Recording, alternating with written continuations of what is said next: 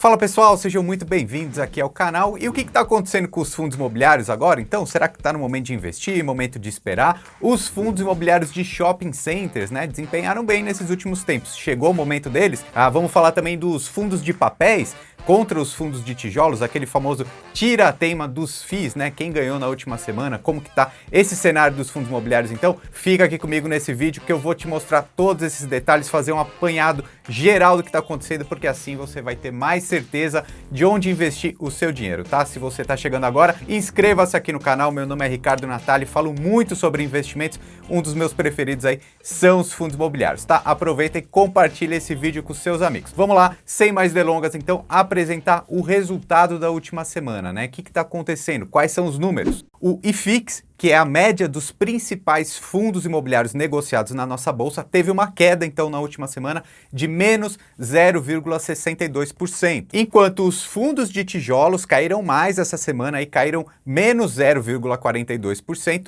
enquanto os fundos de papéis caíram menos, né? Menos 0,18%. Então, os fundos de papéis ganharam mais uma vez aqui nessa última semana. Lá nos tijolos, a gente teve ali do lado positivo, os shopping centers aumentaram, cresceu a valorização ali da cota, daqui a pouco a gente vai falar mais sobre isso. Por outro lado, fundos de agências bancárias caíram bastante e os fundos de logísticas caíram um pouquinho, por mais que tenha bastante lucro ao longo do ano inteiro. Na última semana, os ativos logísticos tiveram uma pequena queda. Mas eu quero aproveitar esse momento aqui para fazer um grande apanhado do mês inteiro de novembro, né? Acabou o mês de novembro. O que aconteceu em novembro, então? A gente teve uma alta do IFIX, né, de 1,51%, e agora eu vou separar por categorias, né? Você sabe muito bem que os fundos imobiliários, eles têm vários tipos, né? Quando eu falo fundos de tijolos, são aqueles mais fáceis de entender, né? É um prédio ou é um galpão, então é algo que é feito de tijolo mesmo, né?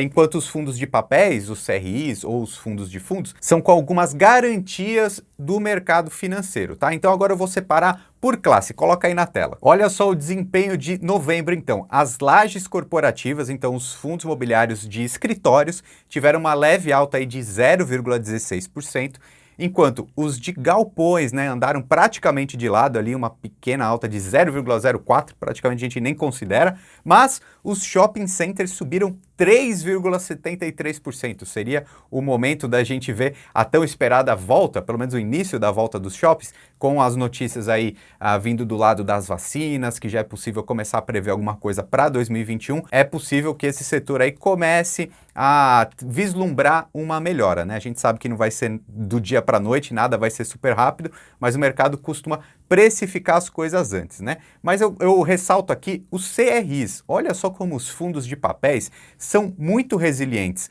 2,17% de alta aqui no mês de novembro, tá? É óbvio que aqui já tem um pouquinho dessa questão da inflação, né? Já venho falando há algum tempo atrás que a inflação aumenta, então alguns fundos de CRIs tem ali revisionais com o IGPM, então se o IGPM aumenta, pode ser que alguns desses fundos aumentem também. Então, mas fora isso, os fundos imobiliários de papéis aí, pelo menos os principais, costumam ser bem seguros mesmo e estão desempenhando super bem em 2020. Já os FOFs também mostrando uma alta de 1,9%, que são os fundos de fundos, né?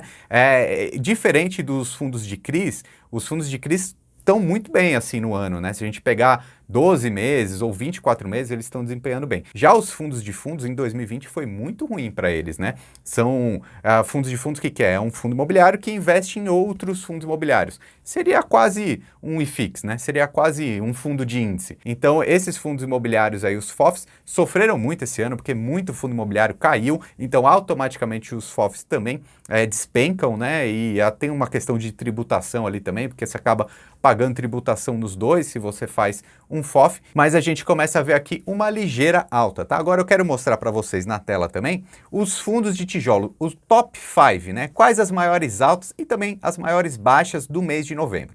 Então a gente vê ali que os fundos imobiliários de shopping desempenharam bem demais, né? O campeão aí foi o MOL 11, né, que valorizou 8,81%. O HSML 11 também subiu bastante. O VISC também subiu 4,67%. Temos um pouquinho aqui também de HGLG e também o RB XRP. Mas vamos ver aqui quem caiu também esse mês. Olha só, os fundos de logística não ficaram tão bem não, né?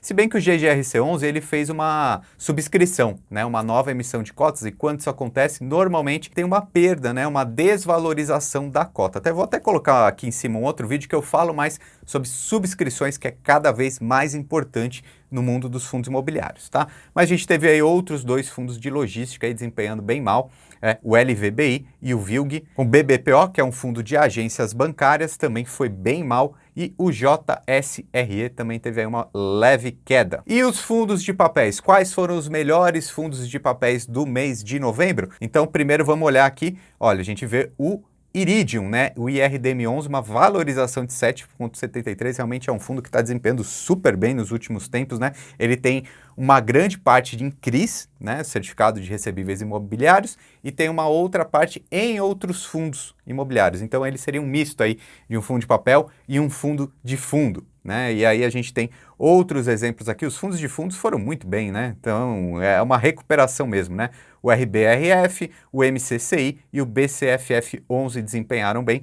Por outro lado, aí, os fundos mais voltados a essa parte de papéis mesmo, de CRIs, foram piores aí no mês de novembro. Agora, eu quero voltar um pouquinho para essa questão mais semanal, né? Saiu um fato relevante do HGLG11 que eu quero falar com vocês, que é um fundo super importante na nossa bolsa, um dos mais valiosos que existem, de maior valor patrimonial, né? Maior quantidade de ativos, de imóveis, tá? Quero falar sobre ele. Mas antes, para terminar aqui esse desenho de novembro, tem 3 itens que eu separei para você que a gente precisa ficar de olho, tá bom? Primeiro ponto. Inflação. Inflação está alta, está aumentando. Olha só, o IGPM cresceu 3,28% em novembro. É muita coisa. Nos últimos 12 meses, no acumulado, 24,5% de alta, tá? O IGPM, então, está descontrolado mesmo. Alguns fundos imobiliários vão conseguir repassar, né, esse aumento para os inquilinos, e aí é lucro para o fundo, né, mas não sei se todos vão conseguir, porque está fora da realidade, né, 24% de aumento.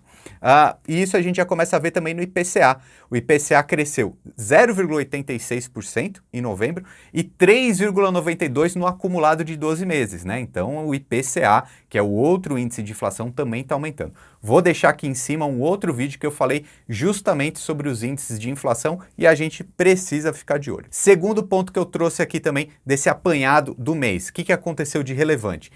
É permitido agora alugar cotas de fundos imobiliários, tá? Não vou falar muito nesse vídeo sobre isso, porque eu já falei tudo nesse vídeo aqui em cima, beleza? Terceiro ponto também, que foi muito relevante nesse mês, é a criação do ETF, do índice da Bolsa de Valores, do IFIX, tá? O que é isso aí? É uma grande cesta de 81 fundos imobiliários que você consegue comprar com apenas um clique, ali comprando apenas um ativo, mas também já falei os prós e os contras nesse outro vídeo que está aqui em cima. Agora vamos falar então do HGLG11, que soltou um fato relevante aí, muito importante no mercado, e se você investe em fundos imobiliários, você precisa saber o que está acontecendo, não porque você tem o HGLG ou não, mas é o mercado de fundos imobiliários que a gente precisa ver que aconteceu em um fundo, então isso juridicamente vai acontecer em outros também. O que aconteceu, né? Basicamente aqui, esse fundo imobiliário, o HGLG, alugava um galpão para uma empresa e essa empresa chegou e falou assim, não quero mais, tá? E era um contrato bem longo, aquele contrato atípico que costuma, sei lá, ter 10 anos. Então a empresa falou que não quer mais, não tem condições e rompeu esse contrato. E aí, o que acontece? Então tá aqui o fato relevante, ó. Então ele diz, ó, o fundo assinou um instrumento particular de distrato,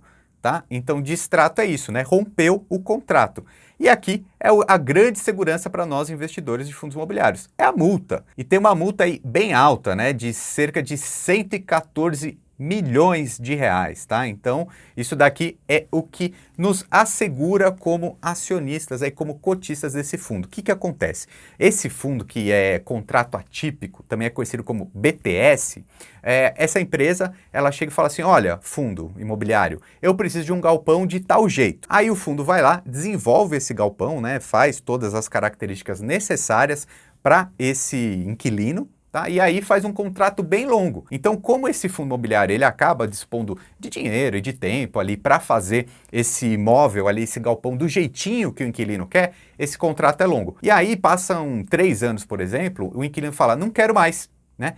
Mas o fundo imobiliário tem como garantia esse contrato atípico, né, que normalmente ele dura aí uns 10 anos. E qual que é a multa? A multa é o seguinte, se você sair em 3 anos, inquilino, você vai pagar o restante, os outros 7 anos, por exemplo, mesmo se você não usar. Então, para uma empresa, para um inquilino falar assim, eu prefiro sair, ele tem que pensar muito mesmo sobre isso. Então, o HGLG vai pegar esse dinheiro, tá? E vai repartir com os cotistas.